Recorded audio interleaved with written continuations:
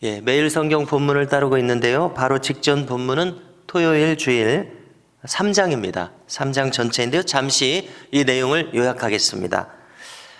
양떼를 치던 모세가 호렙산 떨기나무 가운데서 하나님을 만나게 됩니다. 그리고 하나님께서는 출애굽의 사명을 주십니다. 하나님 자신의 이름을 계시하십니다. 스스로 계신 자라 하라. 그리고 여러 가지 이적으로 애굽을 친 후에 바로가 너희를 보내리라, 이렇게 말씀하십니다. 자, 그러자 오늘 말씀 1절을 보니까 모세가 핑계를 댑니다. 네, 그러겠습니다 하지 않습니다. 모세는 핑계를 대면서 1절에 보니까 그 백성들이 자기를 믿지 않을 것이라고 합니다. 백성을 탓을 합니다. 또 하나님의 존재를 부정할 것이라고 말합니다. 모세는 지금 자기가 못할 이유를 1000가지도 더 대고 싶습니다. 왜 그렇습니까? 그는 지금 자신이 없기 때문에 그렇습니다. 40년 전 살인을 하고 그다음에 그들 앞에 나설 수 없기 때문에 도망쳤습니다. 그렇죠? 자신에 대해서 당당하지 못합니다. 그래서 한마디로 자기는 못하겠다고 말씀을 드립니다. 부여하시는 사명을 거절합니다. 자, 이제 하나님께서는 모세를 어떻게 다루시는지 보십시오. 오늘 말씀 전체가 모세를 설득하시는 내용입니다. 하나님께서는 모세에게 계속해서 믿으라고 강조하십니다. 자, 첫 번째로 지팡이가 뱀이 되게 하십니다. 다시 이 뱀이 지팡이로 돌아오게 하십니다. 놀라운 이적이죠. 이렇게 하시는 이유는 바로 하나님께서 아브라함의 하나님, 이삭의 하나님, 야곱의 하나님 여호와께서 모세에게 나타난 것을 믿게 하려 하심이라. 그들에게 이 이적을 보이라는 겁니다. 믿게 하시려고 모세를 하나님의 사람이라는 것을 믿게 하시려고 이렇게 하시겠다는 겁니다. 두 번째로 모세의 손을 품에 넣으라고 하십니다. 그리고 그것을 꺼냅니다. 나병이 됩니다. 나병이 생깁니다. 다시 손을 넣었다가 꺼내라고 합니다. 그랬더니 본래의 생살로 돌아옵니다. 첫 번째 표적은 믿지 않아도 이 두 번째 표적은 믿을 것이다. 하나님 이렇게 말씀하십니다. 그래도 믿지 아니하거든 세 번째 표적을 보여라. 나일 강물을 떠다가 땅에 부어라. 그러면은 그 물이 피로 변하리라. 이것을 보이면 믿으리라. 이렇게 말씀하십니다. 여러분, 하나님께서 모세를 이렇게 계속해서 설득하는 것이 참 놀랍지 않습니까? 모세는 지금 전혀 소명의식이 없습니다. 모세의 마음속은 텅텅 비어 있습니다. 아무것도 없습니다. 피하고 싶습니다. 그렇지만 하나님은 첫 번째 이적, 두 번째 이적, 세 번째 이적까지 보이실 것을 말씀하시면서 완전히 아무것도 없는 모세의 사명감을 불러일으키고 계십니다. 여러분, 어쩌면 우리 자신들이 이 모세와 같다는 생각이 안 드십니까? 우리는 죄인이기 때문에 사명을 주저합니다. 나한테 능력이 없다는 것을 잘 알고 있기 때문에 사명을 받아들이기를 주저합니다. 또 지도자가 돼서 앞에 나서고 싶지 않습니다. 그렇기 때문에 사명을 주저합니다. 1000가지 이유라도 되면서 사명을 받기를 주저할 수가 있습니다. 우리가요. 그런데 하나님께서는 이런 사람들을 어떻게 다루십니까? 자신이 택하신 사명자라면은 없는 사명의식을 주셔서 일을 하게 하시는 것을 우리가 여기서 보게 됩니다. 여러분, 하나님은 어떤 하나님이십니까? 창조하시는 하나님이십니다. 없는 것을 있는 것처럼 부르시는 하나님. 그야말로 무에서 유를 창조하시는 하나님. 아무것도 없는 것에서 있는 것으로 불러오시는 하나님. 창조주 하나님이신 것을 볼 수가 있는데요. 천지를 창조하실 때 창조하시고 끝나신 것이 아니라 오늘도 생생하게, 오늘 이 시간에도 말입니다. 하나님께서는 우리 마음에 무엇인가를 창조하실 수 있는 분이시라는 것입니다. 여러분, 어제 일어난 놀라운 일들을 다시 한번 떠올려 보십시오. 저는 분명히 깨달았습니다. 아무것도 안 하는 것보다 무엇이라도 하면 하나님께서 그것을 축복하셔서 하나님께서 일하시는구나, 그렇게 느꼈습니다. 여러분, 만일 총동원 전도주일, 아이고 코로나인데 뭐 이렇게 무리해서 하나, 안 할 수도 있죠. 정책당에서 결정했어도 이번에 좀 무리하지 맙시다. 장로님들과 제가 안 하기로 결정할 수 있습니다. 그러면 가만히 생각해 보니까 아무 일도 일어나지 않습니다. 그러나 약 15명의 영혼들이 이 전도주의를 통해서 우리를 찾아올 수 있었고, 또 그분들 중에서 신앙을 결단할 수 있는 분도 있을 것 아닙니까? 그렇구나. 아무런 능력이 없어도 순종하면 하나님께서 이 일을 창조하시는구나. 여러분, 하나님의 마음, 하나님께서 막혀있던 것을 우리가 이렇게 순종함으로써 본문을 열어드리는 그런 효과가 있는 것 같습니다. 하나님의 마음을 시원케 해드릴 수 있는 것은 작은 것이라도 순종할 때 하나님의 마음을 시원케 해드릴 수 있으리라 믿습니다. 우리 모두가 이렇게 사용될 수 있기를 바랍니다. 여러분, 모세는 여전히 사명을 받아들이기를 거절합니다. 10절을 보니까요, 같이 한번 읽어보시겠습니다. 10절입니다. 오 주여, 나는 본래 말을 잘하지 못하는 자니이다.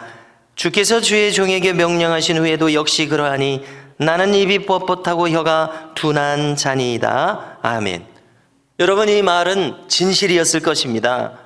어쩌면 히브리인이 애굽 말을 하려니 얼마나 장애가 있겠습니까? 여러분, 우리도 마찬가지 아닙니까? 적어도 저만 해도 열 몇 살까지 배운 말이 모국어잖아요. 그러니까 이 전라도 사투리의 정서와 표현을 할 때 편하지, 이렇게 표준말, 서울말을 쓰는 것은 감정 표현도 되지도 않고 단어도 떠올리지도 않고 억양이나 이런 것이 어색합니다. 그래서 평생 그렇습니다. 입이 뻣뻣하고 둔하다. 모세가 지금 이렇게 말을 하는데요, 참 공감합니다. 자, 그리고 또 한 가지를 생각해 보는데, 모세의 마음속에 할 말이 없을 것 아닙니까? 할 말이 없는데 어디 나가서 무슨 말을 하겠습니까? 그런데 저는 생각을 해봅니다. 어쩌면은 모세가 이렇기 때문에 사용될 수 있는 사람이 아닌가 생각해 봅니다. 자기 속에서 막 말을 꾸며내고 지어내는 사람보다 할 말이 아무것도 없는데 성경을 읽고 하나님께서 할 말씀을 주시면 겨우 그 말씀을 할 수 있는 그런 사람, 차라리 이런 사람이 쓰임을 받을 수 있지 않은가 이렇게 생각해 봅니다. 자기가 지어낸 말이 아니라 하나님께서 주신 말씀은 더 순수하고 꼭 필요하고, 그리고 그것이 능력 있는 말씀이 아닐지 이렇게 생각해 봅니다. 아무튼 오늘 말씀을 보니까 하나님께서 모세를 두고 참으로 애쓰십니다. 11절을 보십시오. 함께 읽으십니다.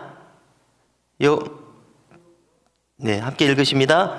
여호와께서 그에게 이르시되 누가 사람의 입을 지었느냐? 누가 말 못하는 자나 못 듣는 자나 눈 밝은 자나 맹인이 되게 하였느냐? 나 여호와가 아니냐? 이제 가라. 내가 내 입과 함께 있어서 할 말을 가르치리라. 아멘. 계속해서 설득하고 계시죠? 여러분, 얼마나 감사합니까? 계속해서 말씀해 주시니까 우리가 설득이 되고 믿음이 생기고 안심하게 되고 불안했던 우리 마음에 안정감이 생깁니다. 계속해서 사랑해 주시는 것 아닙니까? 그러므로써 우리가 비로소 세워지고 살 수 있게 되는 것입니다. 저는 저로서는 방금 읽은 이 말씀이 제가 소명을 받았을 때의 말씀입니다. 고3의 여름 8월 달에 한창 하나님의 응답을 찾고 있었습니다. 그런데 주일 예배 때 저희 고향교회 담임 목사님께서 이 모세의 소명장을 설교를 하시는 겁니다. 설교 말씀이 계속됩니다. 말씀이 계속 쌓입니다. 여러분, 설교가 5분으로 끝날 것이 아니라 10분, 15분, 20분까지 가는 것이 필요한 이유가 이런 이유 같아요. 말씀이 거듭될수록 없는 믿음이 생깁니다. 자꾸 말씀에 의해서 설득이 됩니다. 자, 급기야 제가 그 순간을 추억해 보건대 제 마음에서 가지고 있었던 이 답답함과 풀리지 않는 문제를 터치하시는 거예요. 뭐냐면은 제 마음속에 이제 나서려니까 하나님, 저는 말을 못합니다. 할 말이 없습니다. 이런 생각이 드는 거예요. 그런데 지금 이 모세에게도 지금 똑같은 걸 말씀하시잖아요. 누가 내 입을 지었느냐? 누가 말 못하는 자를 지었느냐? 이제 가라. 내 입에 내 할 말을 주리라. 그렇지 않습니까? 하나님께서 할 말씀을 주시면 그 말을 하면 되잖아요.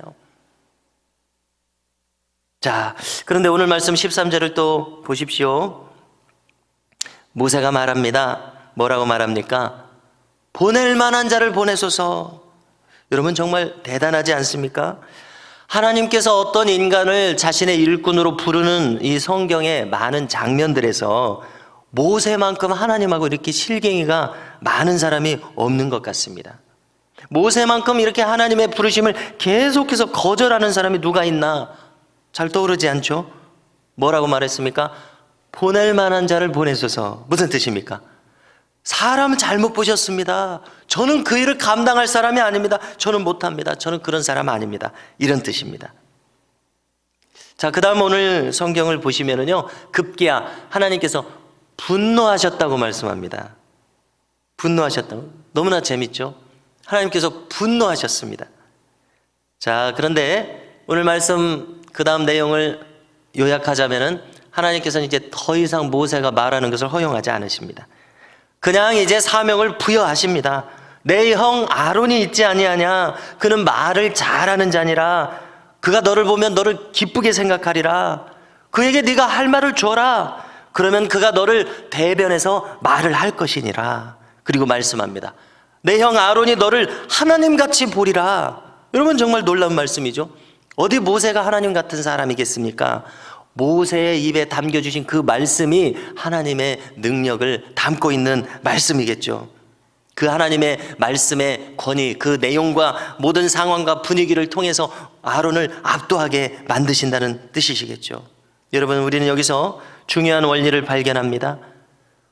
소명의 주체, 하나님 나라의 역사의 주체는 인간이 아니라 하나님께서 하신다는 것을 또 발견하게 됩니다.